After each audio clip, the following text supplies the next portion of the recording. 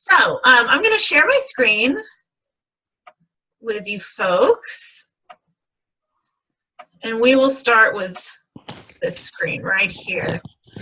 So as the program director, what you'll do is you will hit login. You should have already received your username and your password in an email from us. We've sent it out a couple times, and if you for some reason don't have it, please just email us at lfolio@uoregon.edu and we can get that to you really quickly.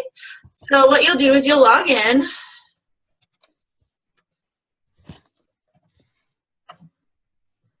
And that is the easiest part of the process. So once you log in, your goal is to create groups. Your instructors cannot join the correct group until you have created it. At that point, your instructors can pretty much control anything and everything that you give them access to.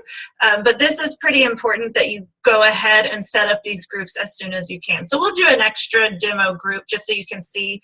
So the name will be Demo Group Webinar B. Our language is Swahili. You can change it, of course, based on your program needs. This is an important component where allow instructors to change assigned can-do statements. As a program director, you are allowed to assign all the can-do statements to the groups that you create. And I recommend, as long as your instructors understand proficiency-based learning, I recommend that you let them change the can-do statements so that they can match those to students' interest as the class grows. We all have taught something at one point or another where we planned on the students learning one thing, and because of inquiry, it maybe took a little different path, and that'll give the teachers a little more flexibility to meet those needs. And also help the teachers to engage in some differentiation. But again, if your instructors aren't very well versed in proficiency-based learning, it might be a better idea for you to lock it down. But for now, I'm going to hit yes for me. This description is optional. I might want to put the location or the dates of the course, things along those lines, anything to help differentiate it from other groups that I'm creating. The subgroup, because of the group that I am, it'll see Castle's demo program. Contact name, this is all optional, but it would be great for you to include it so that we have an easier time contacting you in the case of anything interesting coming up or anything that's a little bit weird and we need to touch base. And so I'll hit create. Oh yeah. And you see right on the right hand side of the screen, Demo Group Webinar B that I just created is there. So what I'll do next is I'll assign can-do statements to that group. It doesn't matter if I create a group and then assign can-do statements, or if I create all my groups and then assign can-do statements. It's fine. If I were you though, I would create all of the groups that you need first because of this fun trick. So assign can-do statements, click there, and it'll take me to this page. And if you'll see this thing called My Can-Do Clusters, it looks like we're getting some conversation from one of our participants. If you don't mind muting your microphone when you get a second, that would be great. So automatically when you create your group, this can-do cluster will show up. And this is the can-do cluster that's supposed to be for your group. If you want to make a new cluster, and that's essentially just all of the can-do statements that your students are going to be learning, you can come down here and create a new one by typing in a new name. The start date and end date are optional, so some teachers that I spoke with at the Star Talk conference wanted can-do statements. They wanted to show like day 1 can-do statements, day 2 can-do statements. And so they would utilize this function, but that's completely up to you, however you want to do it. So on this can-do cluster, I'm going to come down and I will find the can-do statements that I want to assign. So perhaps I would like to assign, let's see, novice, mid can-do statements. I will click the ones that I want. Any of my custom targets that I want to add, I can add right here. And let's see, I can say hello and goodbye via texting. Maybe I want my students to practice technological communication, and when I'm done with it, I hit save. Then I just can move through the proficiency or the modes of communication right up here and continue adding my can-do statements that I want to assign. As soon as I click the can-do statements, they are saved. There's nothing else that I have to do after I click all of them to hit save, nothing like that. So if you realize that you clicked one you didn't want to click, all you have to do is uncheck it. Now the reason that I said it would be good for you to create all of your groups first and then assign the can-do statements is if you notice this group that we've created, the can-do statements for demo group webinar B, I can assign these same can-do statements to all of my groups at one time instead of having to assign them individually over and over and over again. So that's pretty awesome. And as soon as I check it, it's saved. There's nothing else I have to do, which is awesome. And that's about all you need to see from this platform.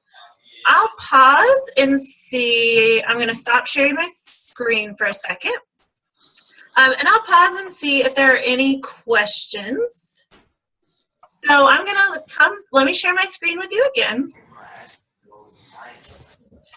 And I'm going to log in this time as an instructor. So your instructors who have already participated in StarTalk already have a login, and those logins will still work. What I can do right now is if they have those logins, they can just sign in, or they can sign up if they're new.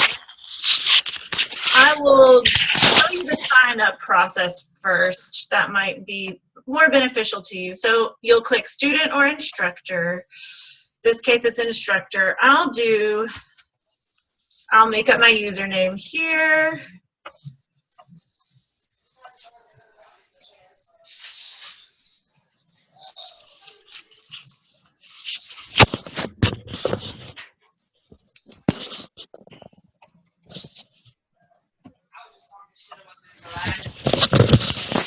Now this is a little bit of a tricky field for some people, so I just want to point this out to you.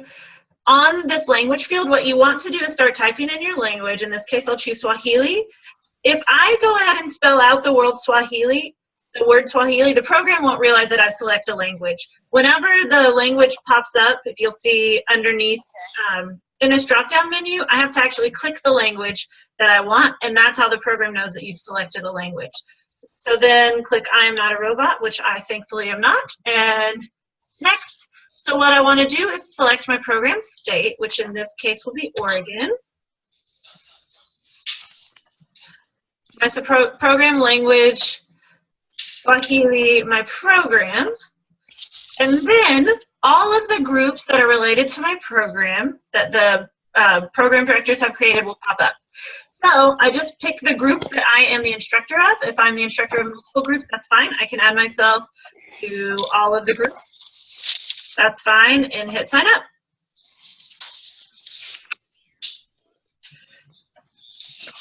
And it will bring me to this login page, this the dashboard, the home page. So there are a lot of people in this group A. So I'm going to come to this different demo group so you can see. Here is the group that has been created. The only two instructors are myself and myself, both of my test logins. As an instructor right now, I can come and I can add students individually, and I'll show you that process in just a second, or I can batch upload students where I can get their usernames, passwords, and emails and upload them all at one time. If the teachers would like to add students, I recommend that they batch upload. It'll go much faster for them. However, if they only need to add in one student for some reason, they can do the individual adding. Instructors don't have to do this step at all. Students can actually register much the same way an instructor did and pick their program, and then they're in the right group. And so it's not a problem. And if an instructor realizes that that one student has signed up accidentally for the wrong group, all they have to do is click add student here and verify that they want that student moved to this new correct group, and it's fine. So you'll see the focus targets are the can-do clusters that have been assigned, so those grouping of can-do statements. Yes, sir. So you'll see this first one that was default created for this group. As soon as the group was created, it has 0 assigned because the program director and the instructors have not picked anything else. But when I was the program director on the last screen and I assigned 7 can-do statements from group webinar B and assigned them to all of the groups, they show up right here. So all it is a matter of communicating which ones you want the teachers to use. And it's pretty clear because you'll see how many are assigned. So if 0 are assigned, they'll know that there's nothing to use there. So adding a student is relatively simple. I'll add myself as a student. Well, I'm already added as a student. Let me add a different student. You see my name? So I added a username that didn't already exist. If I had added a username that already existed, and I'll add one really quick so that you can see, it'll say learner is found in another section. Would you like to add them to your section? And if I do, I just hit save, and if not, I hit cancel. It will not remove that learner from the other section. It's up to the teacher of that section to add or delete them, and I can show you how that happens as well. So I'll just say save. I would like to add learner here, and let me add another student who doesn't already exist, and this will be learner 2, and her name is also Stephanie Knight 2. We'll say that. I assign a password. The students can go in and change their passwords. Don't worry about that. So if you're worried about security, it's fine. It won't be a problem. And then my language, again, Swahili. Save. Okay. So you see I've added my 2 learners. This one already existed. This one did not. And that's a pretty easy process. The batch upload, again, I have to choose a language. The language defaults to the one that's already been chosen for my group, but you can go in and change it if you need to. Choose file, let's see. I have this.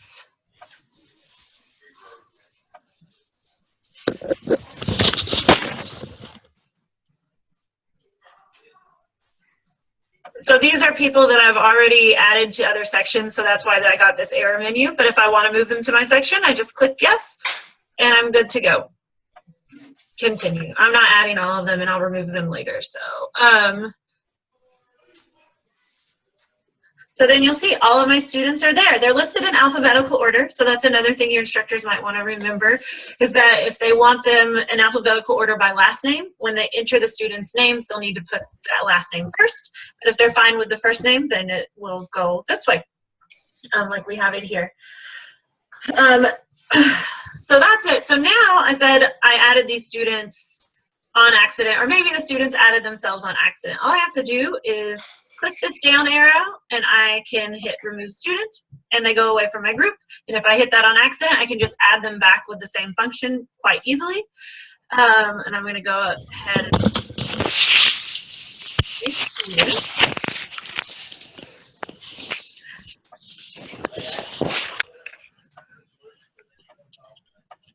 the other thing that is really cool is, say this student, Stephanie Knight, forgot her password. This is a big thing that'll save your instructors a lot of time compared to previous years. I just have to click reset password, and I type in a new password, repeat it for verification. It has to be at least 6 digits long, but that's it. Numbers or letters are fine. Hit save, and okay. And then I give the learner that new password. Again, when the learner signs in, he or she can go to her own dashboard or his own dashboard and change the password to something else, which is fine. Yes, please. Okay, so there is a quick overview of that. The other thing that your instructors can do from this point, the first thing is they can view the evidence for a specific learner. So this test learner has a ton of evidence, so you'll see the page that it brings me to is pretty cluttered, but that's okay. So what this is is all of this test learners evidence that's ever been created. So if I want to search for just, for example, maybe I just want to look at the presentational writing, or I just want to look at a certain file type, or I just want to look at for a certain title, I can use this function over here. So maybe I don't know what it's titled, so I can't search for that, but I would really like to search for all of the interpersonal communication. After I click that, all of the other evidence goes away unless I add more. Maybe I want interpersonal communication and interpretive listening. And then both of those sets would show up. I can also search, I'm going to unclick these, hang on. I can also search by, I'm going to go back to all. I can search by novice, intermediate, advanced, superior, and distinguished, or search all. However I want to do it. If I don't want to search and I just want to see the most recent evidence that the person has created, I will see it up here at the top and it's listed that way. Most recent first, all the way to the least recent is your last piece of evidence that's listed. So let me actually change windows really quickly and I will log in as a learner so you can see their side, but let me stop my share real quick. Let me go back to sharing my screen if there are no questions. Sorry. Okay, and hang on one more second. Let me see.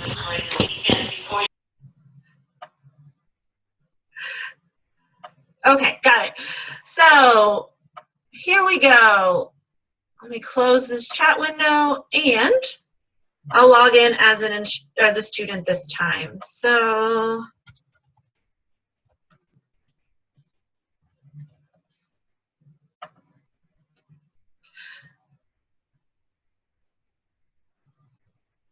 give it a second. I apologize. It's thinking. There we go.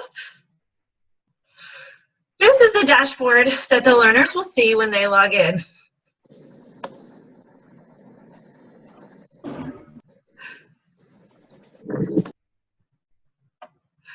On this dashboard, learners are able to upload evidence first, so they can upload a piece of evidence and then select the appropriate can-do statements, which is cool because they can select more than one can-do statement at a time. So let's see, this can be, this is a test, testing, 1, 2, 3, and I'll submit it. And now the learners have to reflect a little bit before they can finish the upload process. So what they'll do is under Get Started, after they click Get Started, they'll choose first the mode of communication that the evidence best represents. So in this case, we'll say that it's presentational writing. Next, they'll click on Levels, and this is where they kind of decide if they're novice, intermediate, advanced, superior, or distinguished. If they don't know, we've included some text, like if you highlight novice, it's easier to see. I can use words and phrases, whereas intermediate, I can use simple connected sentences, and kind of give them an idea of how their language, the complexity of language grows with them. So let's say this particular learner is novice and novice mid. It's their first or second day in your program. Again, the learners can look and reflect. They can see novice low, I can do these things, and if that feels like them, they can choose that, mid or high. Next, they'll click the can-do statements that are most relevant for presentational writing. Right here, you'll see we will just say that they are fill out a form and complete a simple online form. I know that that's not what the evidence I created does, but just for the sake of this conversation. Next, the learners will then evaluate how well they think they performed on these statements themselves. So if they don't think they did a very good job, they would say, this is a goal. I'm still not there where I can even do it really with help. However, if they were able to do it after looking up some words or with your input, they would select can do with help. If they could do it autonomously, can do, and then if they could do it both autonomously and with a little extra pizzazz. So maybe that's a more than one register in certain tasks. Maybe that's with singular audiences versus plural audiences. It could be a lot of different things that kind of bump a student up from can do to can do well. They can select that. So in this case, I will say it's can do well and can do. Next, I get to review if I like it or not. If I don't like it, I can just hit go back and change what I did. Maybe I think it's actually both just can do, and hit save and submit. Hey, Stephanie? Yes. Looks like there's a couple questions in the chat. Oh, I'm sorry, I can't see them while I'm sharing my screen. Let me stop my share and I'll come to the chat questions real quick. Thanks, Carl. No problem. All right. Let me get these questions.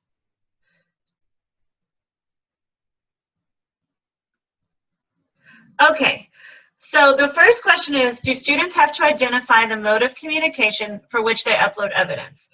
The answer to that is sometimes. If they upload the evidence first and then select the can-do statements, they do have to provide the mode of communication. However, if they realize that they've selected the wrong one, there are drop-down menus that I'll show you in just a second where they can change the mode of communication. And then if the next question was, can the program director see instructor screens as well, or do they need to add, sorry, people are typing now, so I have to see it moved for a second. Or do they need 2 different logins for each role? The answer is they need a different login for each role. They can create themselves an instructor login and sign up for their own program if they would like, but that, other than that, or they would have to have an instructor give them permission to use that instructor's login information. But I worked with a program director at StarTalk a few weeks ago, where what we did is we added her to each, as one of the instructors for each of the classes, so that she could see better what was going on. Is it the students are creating their own accounts, or can they join a group later? For example, we want our students to create an account before coming to the program, but we probably want, no, okay, that's fine. So students don't have to pick what level, proficiency level they are, anything along those lines. As long as they can absolutely create their account ahead of time. When they're uploading the evidence is where they have to reflect on their proficiency level.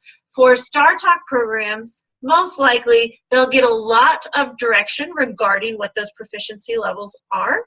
And what they can do is, if they've chosen a proficiency level and it's wrong, or it doesn't feel right, or it doesn't fit the task that they did, they can just go back.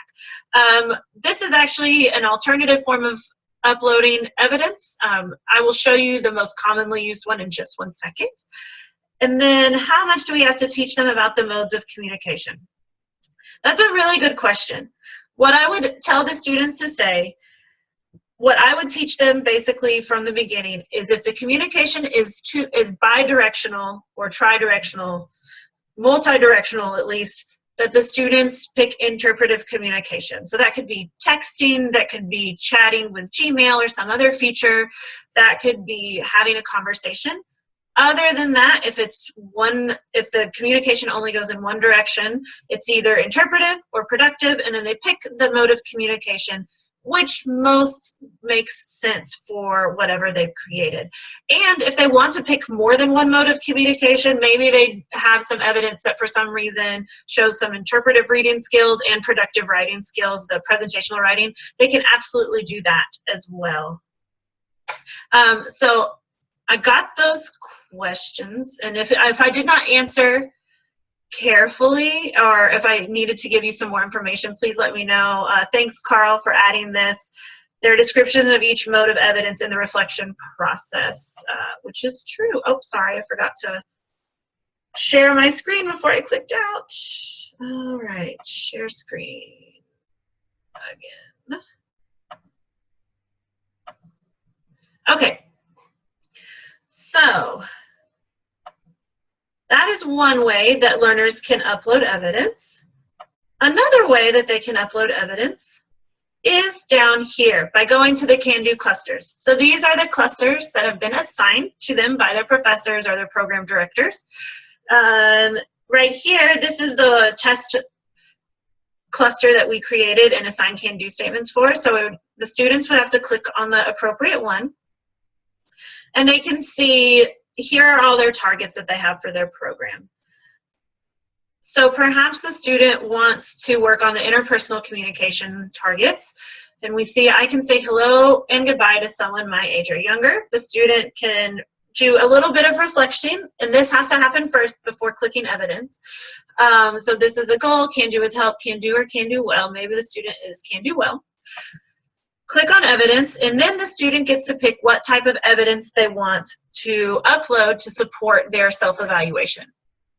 It could be textual in that the student writes a reflection. Maybe the student went to a restaurant that spoke the target language last night and they write a reflection and they say, I said this, the waiter said this back to me, we were able to have this mini conversation.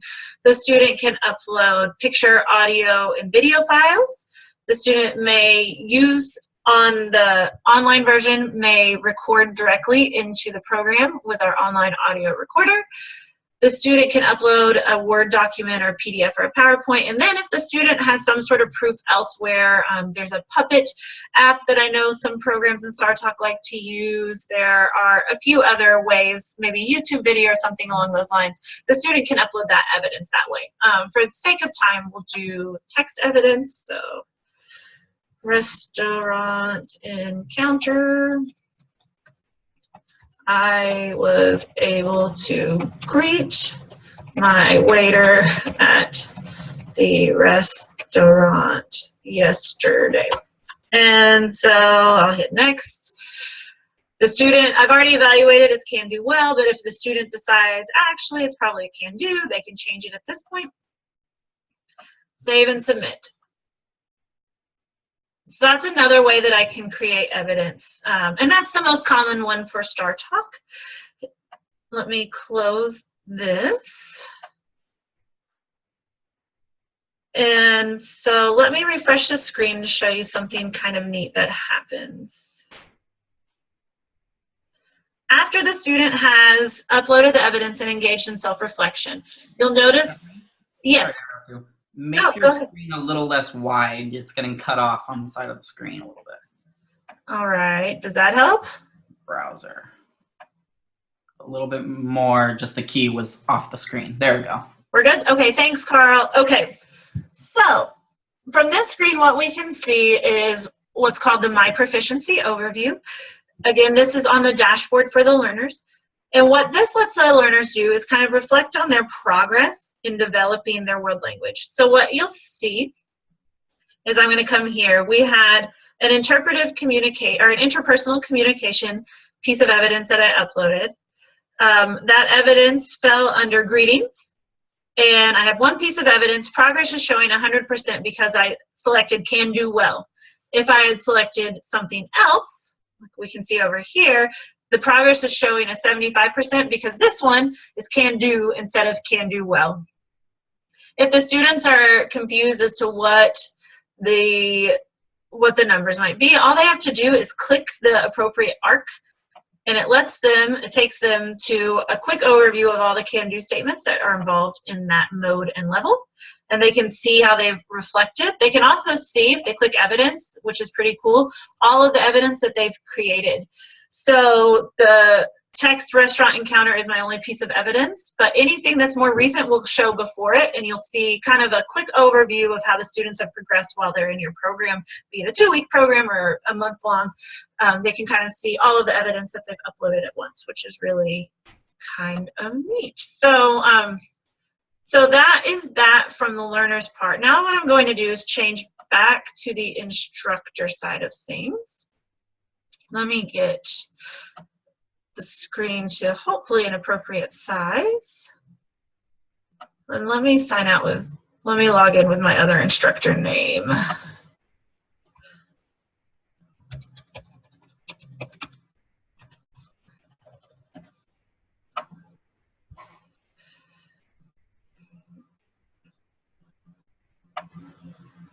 Okay, so what the instructor will see here is that SK Learner, who is the learner that I just was, uploaded evidence. The most recent evidence is listed first, and the instructor can come here, and the instructor sees that the learner said, I was able to greet my waiter at the restaurant yesterday. And the evidence shows, we'll see 4 dots for can do well. I can say hello and goodbye to someone my age or younger. And the instructor wants to leave feedback. And the instructor is actually going to disagree in this case. If the instructor agrees, that's fine. Just clicks agree and it goes away. If the instructor disagrees, the instructor can actually say, I think you're at can do, and say the evidence that you uploaded does not show that you are able to say goodbye. Hit review. And there you have it. That's after you hit review, you can just X out of it. And what's neat is on the learner side of things, see, now I have a learner notification. So what it does is the learner sees that the instructor has given feedback. The learner can open that feedback and see what the instructor said. So if the student has the right to agree or disagree with the instructor feedback, and which in this case, I think the student would agree, it's a pretty clear reason, but if for some reason the student wants to disagree, the student can say, I should have written more reflection. I also said goodbye to him and some of the other waiters. And hit submit. Now, what we'll do is, let me go, sorry, excuse me. Now the instructor has a notification that says the learner commented on the work. So the instructor can see what the learner said and see how the learner's interpreting the learning targets and also how well he or she can do the work. And if the instructor at this point wants to leave additional feedback, the instructor may do so. And this time the instructor will say agree. And if there's a comment that's needed there, great. If not, it's fine. It's optional, and hit review. All right. And the one thing I should point out that if the student disagrees, leaving a comment is not optional. The student has to leave a comment if the student disagrees with what the instructor says. Okay, let me stop my share. That's kind of a brief overview of all the major functions. The one thing that I didn't do, though, actually that I need to do, I apologize, I meant to do this. One of the first things is showing you how to sign up as a student. So from the website, you'll hit student, username. We will say that this is SK Learner 3.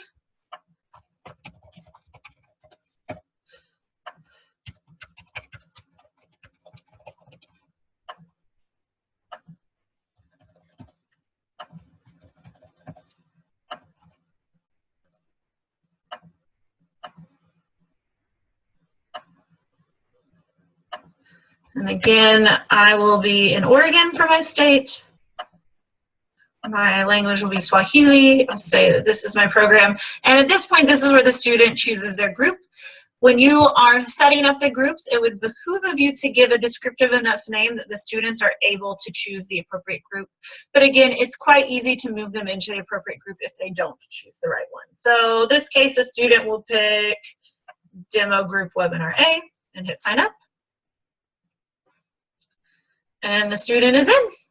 And that is all that the student has to do. Okay, let me stop my share.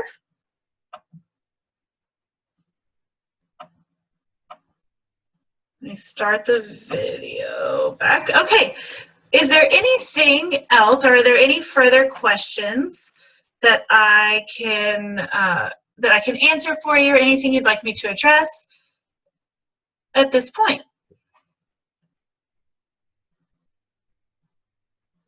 And feel free to unmute and ask, or to type into the group chat.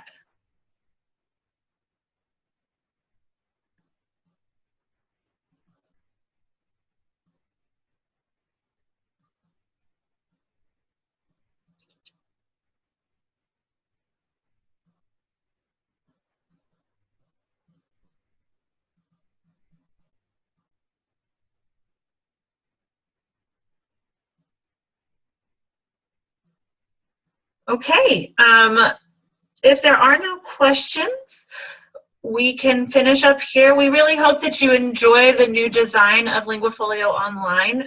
We've been working quite hard on making it as user-friendly and as intuitive as possible for everybody. And please don't forget that we have tech hours that we run from 8 a.m. till 4 p.m. Pacific time every day during the week. So you can call us or you can email us during those times and you'll get a very quick response. I will email a link to the well, I certainly can email a link to the archive of the session. This is a question that just popped up on the group chat. What I can also do and what I will do is post it to, and I'll share my screen one more time so you can see the web address if you don't have it handy. Post it to the LinguaFolio network, LinguaFolio Online network. So let me share the screen and I will show you that website. So the web address is lfonetwork.uoregon.edu. And I'll say that one more time and I'll put it in the group chat too so that everyone can see it. lfonetwork.uoregon.edu. Once you go to that website, you'll see a ton of resources that we've prepared. What's most relevant for Star Talk is under the Star Talk tab. What we covered today is all covered in the Star Talk tutorials. These are all PDFs that walk you through step by step. So if you're a program director, creating your groups, assigning can-do statements, instructors, just an overview of your site, signing up and logging in, adding and removing students from groups, assigning can-do statements, reviewing student evidence, and resetting student passwords. There's also an option for instructors to add extra groups. So if they would like to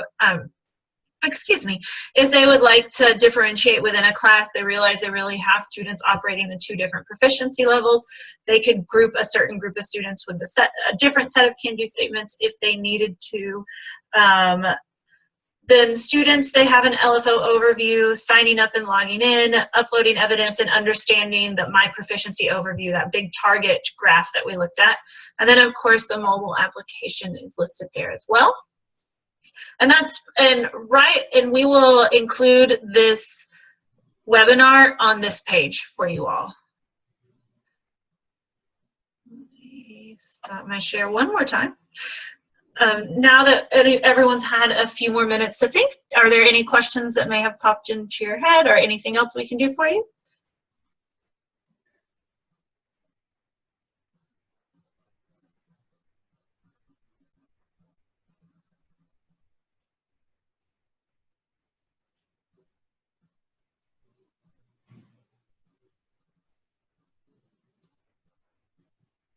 Okay, thank you to everybody. Let me type in, there is that email address right there, lfolio@uoregon.edu is the best way to contact us if you have any questions that pop up. And there's also a tech line or a phone number that you can call that's manned during those hours. Carl, do you mind typing in the phone number? I don't have it memorized. Thank you. All right.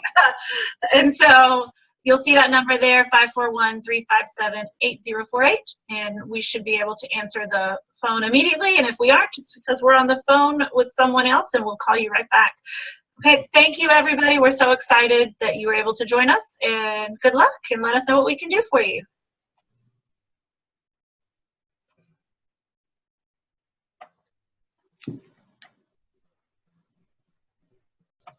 That anyone would like to ask at this point regarding the program director functionality?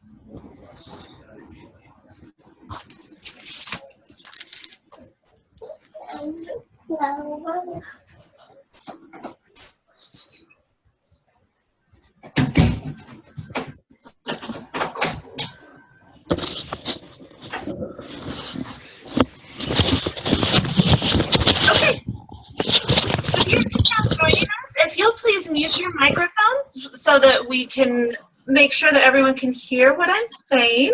Thank you very much. And now we'll move on to what your instructors see.